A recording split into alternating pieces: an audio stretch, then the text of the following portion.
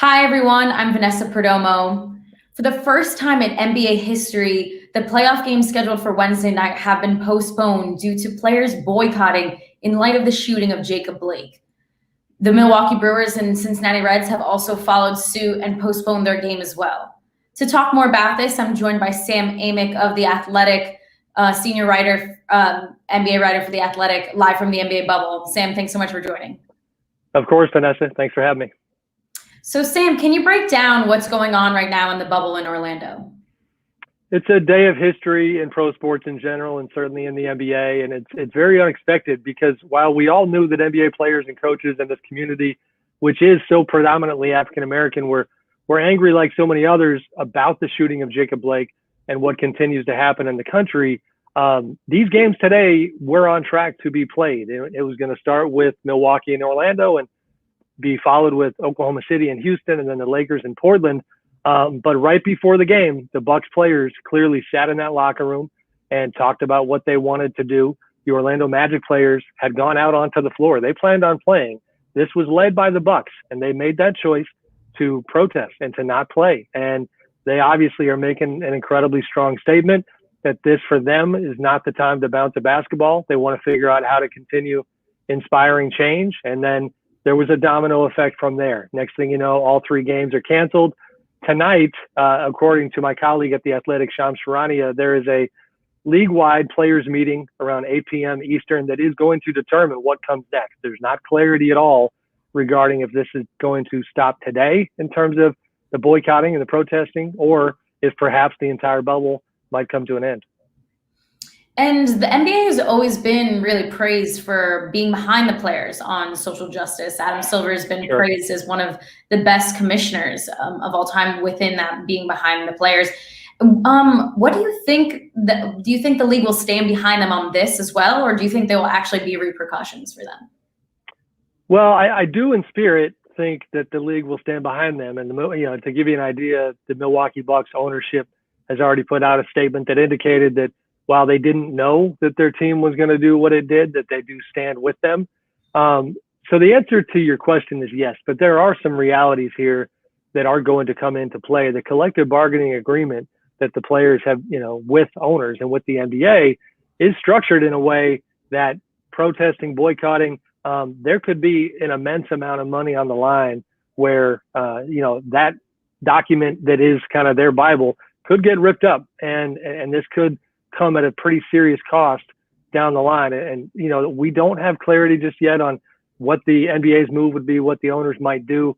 But I do think it's a bit naive to think that, that's going to be part of the conversation tonight. And I think in a lot of, parts of, really the marginalized communities that are watching the players closely right now and trying to form their own opinions about what they should do, I think there's a real concern about players like these giving up immense wealth and these resources that could be poured back into communities and could do good. So those types of philosophical debates are at the heart of this thing.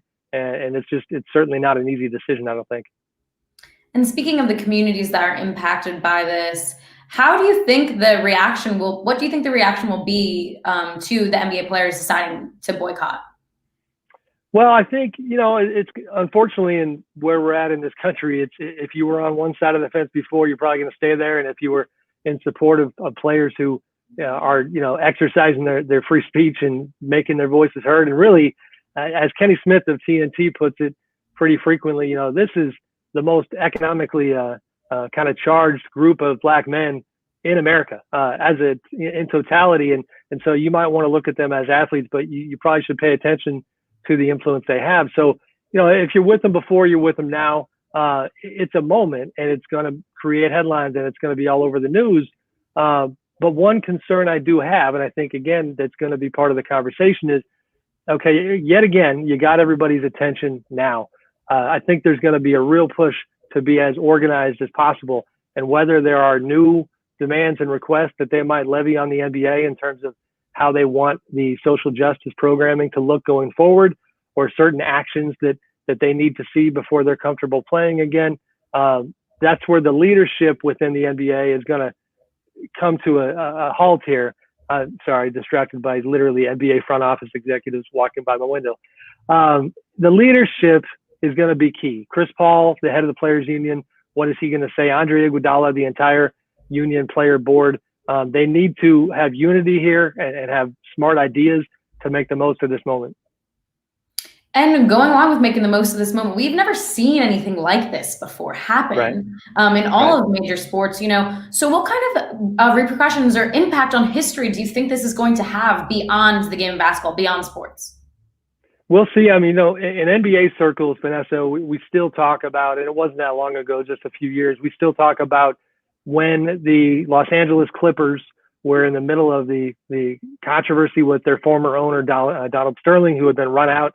Eventually was run out of the league for making, his racist comments. It was caught on tape using the N-word. And so the Clippers, if you remember, were supposed to play the Golden State Warriors in the playoffs. And there was talk at that time of them boycotting. And ironically, that was Chris Paul was their point guard for the Clippers then, and was also the president of the union then. So Chris has been through situations like these before. And, and even though they didn't boycott, they did some things that day that still get talked about it. And I think in general, speaking personally, you have to tip your cap to them because they are doing something that is a great sacrifice. They might pay a price financially.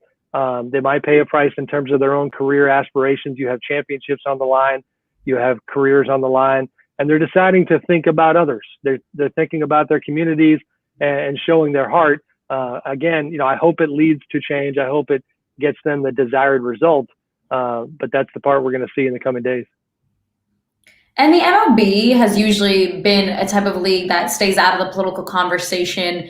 But what kind of impact do you think it's going to have now to have the Brewers and the Reds now stand up and say that they're boycotting, following suit with the NBA as well? Yeah, and I think that's honestly the power of what the Bucks did, right, is that you now see the ripple effect. We'll never know, but, were the Brewers going to make the move that they made if the Bucks didn't go first? And in a way, and it's a very different context, but if you go back to March 11th, when the NBA shut down its season because of COVID-19, there was a similar dynamic in play there. Once the NBA moved, made their tough choice and said, that's a wrap, we got to shut the doors and be safe and protect people, then other leagues followed suit. So in that same vein, I think from basketball to baseball, NFL training camp is coming up next. The NFL is right there with the NBA when it comes to the demographic of its athletes and the way that its athletes represent the very communities that are being talked about right now. So I'm very curious to see what NFL folks do. And Roger Goodell, seemingly recently having had a bit of an about face when it comes to his level of empathy and his interest in being part of the solution. So I give the Bucks, again, a ton of credit because this was not in the beginning a league-wide NBA move. This was a group of young men and veterans in that Bucks locker room saying that they simply didn't feel good playing basketball and they wanted to put their energy elsewhere. And Kyrie Irving brought up this point even before they went into the bubble of boycotting the season, and he got a lot of hate for that and a lot of slack for it. Why do you think the conversation has now changed and this is now something that the players are willing to do? Well, tragically, it's because Jacob Blake got shot 7 times. I mean, that's just the reality. When, I think the feeling among players coming into the bubble was, and listen, there have certainly been other instances of the situations with police after George Floyd, but the George Floyd killing, brought everything to the level where this is what they chose to do: come into the bubble, have Black Lives Matter on the court.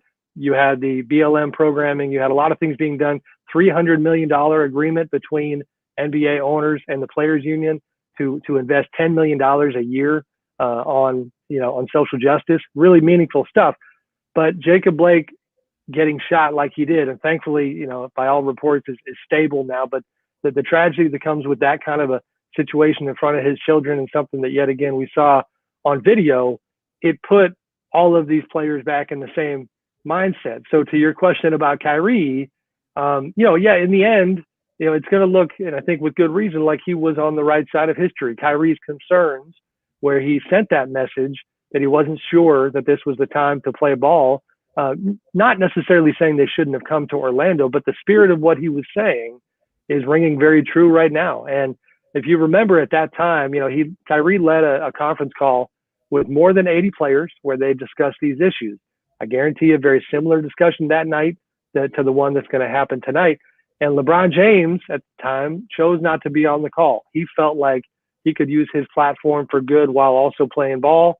He did that. And in that respect, it's why I find today so interesting, because it started again with the Magic and the Bucks, but the Lakers had the nightcap game, and you had a key decision with them. What was LeBron going to do? And honestly, I just think the Bucks made his mind up for him, because once they did what they did, I think he's certainly smart enough and selfless enough to know that there had to be unity. And we heard pretty quickly after that nobody was playing tonight. Absolutely. And it might be a little early, but if you had to make a prediction, do you think the NBA playoffs will resume, or do you think the players will leave the bubble? I don't have a great sense of it just yet. If I'm predicting and give a little credit to my friend and colleague from TNT and Yahoo Sports, Chris Haynes, who had said on TNT just a moment ago that he was hearing that, a lot of players felt like they had given up a lot in terms of their sacrifice personally to be out here. You got to remember, you have a lot of family members of players literally in the same building where I'm sitting who have been quarantining for 5-6 days, trying to simply come visit their loved ones. A lot of moving parts and a lot to consider. And if I'm handicapping it, I'd say, they find a way to continue these playoffs, but I don't know that for sure by any means. Really, in these walls all around me, I'm not exaggerating. The plans are getting put into place. You have representatives from the Nuggets and the Celtics and all these different teams who are staying in this building. Some of them quarantined, having to operate from a hotel room, trying to figure out what's next. But if I'm, again, handicapping it, I'd say we probably keep playing. Okay. Sam, thanks so much for joining us. We'll keep continuing shedding light on this topic. We'll continue to monitor the story as the games are scheduled to continue tomorrow. Thanks, Vanessa. I appreciate it. Thank you all for joining us.